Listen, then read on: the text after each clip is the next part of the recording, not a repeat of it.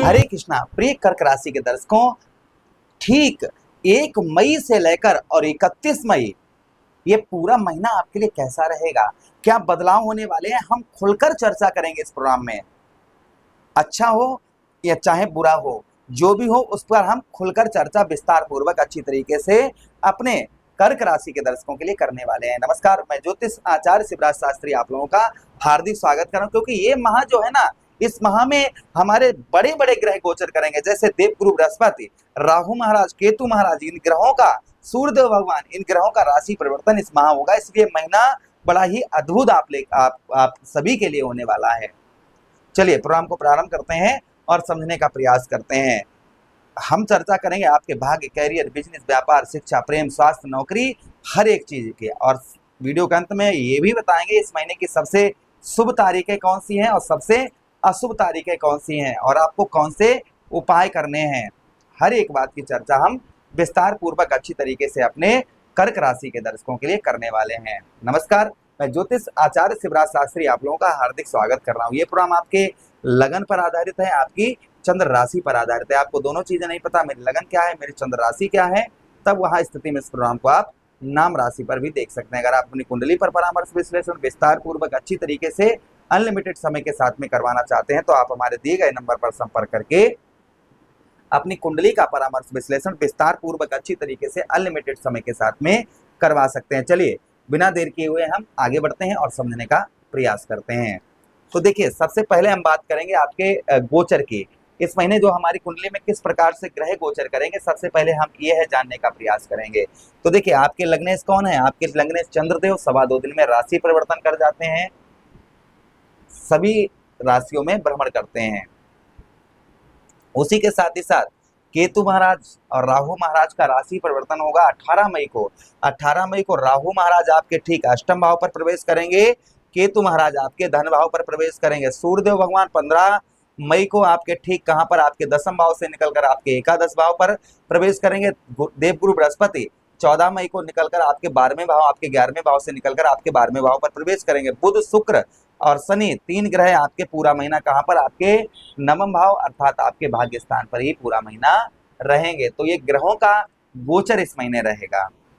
चलिए चर्चा करते हैं और समझने का प्रयास करते हैं। सबसे पहले हम बात करेंगे आपके स्वास्थ्य की, हेल्थ की। देखिए, शनिदेव महाराज की आप पर ढैया चल रही थी और ढैया समाप्त हो चुकी है, इसलिए इस महीने के एंड में अर्थात जो है 18 मई के बाद में स्वास्थ्य संबंधी थोड़ा बहुत स्वास्थ्य आपको परेशान कर सकता है। 18 मई तक, 18 मई के बाद में आपको स्वास्थ्य में लाभ दिखाई देगा, स्वास्थ्य आपका ठीक रहेगा।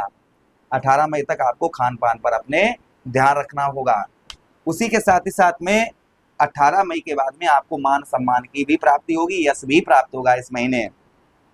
अच्छा, उसी के साथ ही साथ आगे हम बात करते हैं, इस महीने आपको जो है आपका पारिवारिक वातावरण आपका अच्छा रहेगा, व्यवसाय में आपको सफलता प्राप्त होगी, व्यवसाय आपका उत्तम अच्छा देखा जाएगा। धन की बात करते हैं, आपके धनेश सूर्यदेव भगवान है, दसम भाव पर है, ठीक है, आपके एकादश भाव पर पहुंचेंगे, लाभ स्थान पर पहुंचेंगे, किंतु शत्रु राशि में पहुंचेंगे, इसलिए थोड़ा संघर्ष रहेगा, किंतु धन की स्थिति अच्छी रहेगी। परिवार से अभी आपको उत्तम अच्छा सपोर्ट, आपको हेल्प, आपको उत्तम अच्छी सपोर्ट हेल्प आपको प्राप्त होगी। अच्छा, उसी के साथ ही साथ आगे बढ़ते हैं प्रोग्राम में। आगे हम बात करते हैं, इस महीना वाणी पर अपने नियंत्रण बनाकर रखें। वाणी से आप अपने लोगों को अपनी वाणी से एक्टिव करते हुए नजर आए, कि तो कटुभाषी ना बने, भाषा पर अपने नियंत्रण बनाकर रखें, तो आपको अधिक लाभ होगा। बात करते हैं आपके बुद्धि की, प्रेम प्यार की, शिक्षा की, संतान की। आपके आते हैं पंचम भाव। ये पंचम भाव देख रहे हैं, ये सब किसका है, ये हमारे पंचम भाव हमारे पितरों का है, पंचम भाव हमारे बुद्धि का स्थान है, हमारी शिक्षा का स्थान है, पंचम भाव हमारा संतान का है और हमारी लव लाइफ का स्थान है। पंचम भाव के स्वामी कौन बनते हैं, मंगल। मंगल लगन भाव पर बैठे हैं, केंद्र पर हैं, ठीक रहेगा, लेकिन नीच के हैं, इसलिए थोड़ा बुद्धि नीच प्रवृत्ति की रहेगी इस महीने, इसलिए अच्छी बुद्धि बनाकर रखें।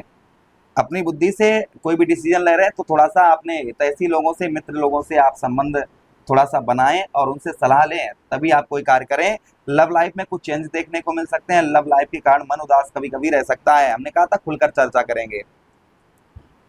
संतान से कष्ट प्राप्त हो सकता है इस महीने, इसलिए संतान से अच्छे संबंध बनाकर रखें, बच्चों से ज्यादा चिल्लाएं विल्लाएं ना, इस चीज का ध्यान रखें। उसी के साथ ही साथ में पंचम भाव पेट संबंधी, उदर संबंधी, एसिडिटी वगैरह ये चीजें थोड़ा बहुत परेशान कर सकती हैं। बात करते हैं नौकरी की, तो देवगुरु बृहस्पति 12वें भाव पर जाएंगे। 12वें भाव से यानी कि 14 मई के बाद में आपके नवम भाव पर, वो अष्टम भाव पर दृष्टि पड़ेगी, तो आपकी नौकरी में जो काफी लंबे समय से समस्याएं आ रही थी उन समस्याओं में सुधार होगा, क्योंकि देवगुरु बृहस्पति स्वक्षेत्रीय दृष्टि पड़ने प्रारंभ हो जाएगी। तो नौकरी में आपको सफलता प्राप्त होगी। नौकरी में जो आपकी परेशानियां चल रही थी वो आपकी कम होना प्रारंभ हो जाएगी 14 मई के बाद।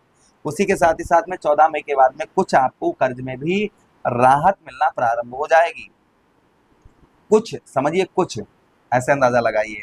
बात करते हैं आपके दाम्पत्य वैवाहिक जीवन की। शनिदेव महाराज नवम भाव पर राहु महाराज के साथ पिशाची योग बनाए हुए हैं, इसलिए पति पत्नी अपने अच्छे संबंध बनाकर रखें। भाई गुस्से पर नियंत्रण बनाकर रखें।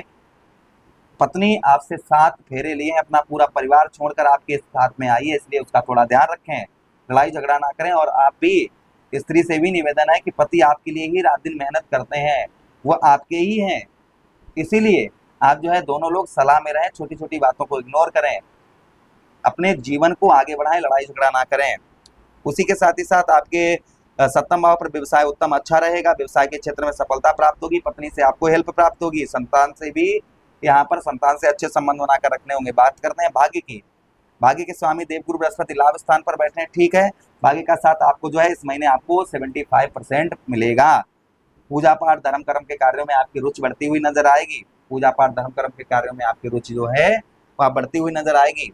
अच्छा, उसी के साथ ही साथ आगे हम बात करते हैं आपके व्यवसाय कैरियर की। व्यवसाय उत्तम रहेगा, कैरियर अच्छा रहेगा। व्यवसाय के सूर्य बैठे हैं, उच्च के हैं, मंगल नीच के हैं, इसलिए थोड़ा बहुत भाग दौड़ करवाएंगे, फिर भी आपको सफलता अच्छी प्राप्त होगी। आपकी आर्थिक स्थिति उत्तम रहेगी। कैरियर में ग्रोथ दिखाई देगा, इस महीने कुछ ग्रोथ देखने को मिलेगा। तो कुल मिलाकर ये थोड़ा महीना उतार चढ़ाव का है, लेकिन अच्छा रहेगा। इस महीने क्या उपाय आपको बताते चलें कि वो तारीखें कौन सी हैं जिन पर आपको ध्यान रखना है। 1 तारीख आपके लिए बेहद शुभ तारीख है, 2 तारीख आपके लिए शुभ नहीं है, 3 तारीख शुभ नहीं है, 4 तारीख आपके लिए बेहद शुभ तारीख है, 5 तारीख आपके लिए बेहद शुभ तारीख है, 6 तारीख शुभ नहीं है, 7 तारीख शुभ नहीं है, फिर 8 तारीख, 9 तारीख, 8 तारीख शुभ है, 9 तारीख शुभ है, 10 तारीख शुभ है, 11 तारीख शुभ है, 12 तारीख शुभ है, 13 तारीख शुभ है, 14 तारीख शुभ है, 15 तारीख शुभ नहीं है, जिसमें से आपकी 11 तारीख आपके लिए बेहद शुभकारी तारीख होगी। फिर 16 तारीख शुभ नहीं है, फिर 17 शुभ है, 18 शुभ है, 19, 20, 21, 22, 23, 24, 25, 26 ये तारीख है शुभ है, जिसमें से 22 तारीख और 22 के साथ 19 तारीख ये बेहद शुभ तारीख है। 27 तारीख अशुभ है आपके लिए, 28 तारीख अशुभ है, 31 तारीख अशुभ है। तो इस महीने की कुल मिलाकर 2 तारीख, 3 तारीख, 6 तारीख, 7 तारीख, 14 तारीख, 16 तारीख, 27 तारीख, 28 तारीख, 31 तारीख, इन तारीखों पर कोई लेन देन ना करें, इन तारीखों पर थोड़ा सावधानी बनाकर रखें, इन तारीखों पर असहाय व्यक्तियों की सहायता करें।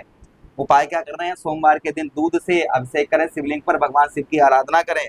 उसी के साथ ही साथ में मंगलवार वाले दिन बजरंगबली को पैरों से लेकर मस्तक तक सिंदूर लगाएं, वही सिंदूर अपने मस्तक पर लगाएं। एक फूल बजरंगबली के चरणों में लाल पुष्प रोजाना अर्पण करें। गुरुवार के दिन विष्णु सहस्त्र नाम का पाठ करें और भगवान श्री हरि की आराधना करें, तो पूरा महीना आपका उत्तम अच्छा ही रहेगा। आशा कर रहे हैं प्रोग्राम काफी अच्छा लगा होगा। मिलते हैं किसी अन्य प्रोग्राम में। अगर मेरा समझाने का तरीका आपको अच्छा लगा हो तो प्लीज लाइक कर दीजिए, चैनल को सब्सक्राइब कर दीजिए और यह प्रोग्राम अपने मित्रों के पास शेयर कर दीजिए। हमें आदेश दीजिए। हरे कृष्णा, राधे कृष्णा।